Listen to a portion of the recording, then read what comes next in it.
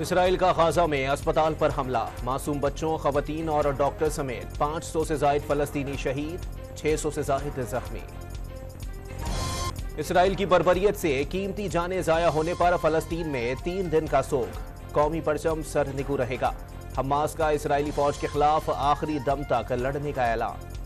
Gaza के अस्पताल पर इसराइली हमले के बाद दुनिया भर में इसराइल के खिलाफ गम गुस्सा। उर्दून, इस्तांबुल, तेहरान, बैरूत, इराक, मिस्र और फ्रांस में एहतजाज। गाजा में इसराइल के अस्पताल पर हमले ने अक़वाम मुत्तहिदा के सेक्रेटरी जनरल को खौफजदा कर दिया। मुतासरा खानदानों से यकजहती का इजहार। तुर्किया का गाजा में वहशियाना मजालिम रोकने का मुतालबा। ईरान ने गाजा के अस्पताल पर इसराइली हमला जंगी जुर्म करार दे दिया। रूस और यूएई का सलामती कौंसिल का हंगामी इजलास बुलाने का मुतालबा। सऊदी अरब ने आजाद फलस्तीनी रियासत का कयाम नागुज़ीर करार दे दिया। 1967 की हदबंदी के मुताबिक आजाद फलस्तीनी रियासत के कयाम का मुतालबा। इसराइली वजीर आज़म का यूएई के सदर से टेलीफोनिक राबता। पाकिस्तान ने गाजा में अस्पताल को निशाना बनाना गैर इंसानी फेल करार दे दिया। आलमी बरादरी से बदतरीन इसराइली जारियत रोकने का मुतालबा। नोबेल अमन इनामी याफ्ता मलाला यूसुफजई का गजा के लिए $3 लाख इमदाद का ऐलान। फरीकैन से सीज फायर का मुतालबा। अस्पताल पर इसराइली बमबारी की शदीद मसम्मत। ओपन मार्केट में डॉलर ₹3 महंगा, कदर ₹280 तक पहुंच गई। इंटरबैंक मार्केट में डॉलर ₹278.80 का हो गया।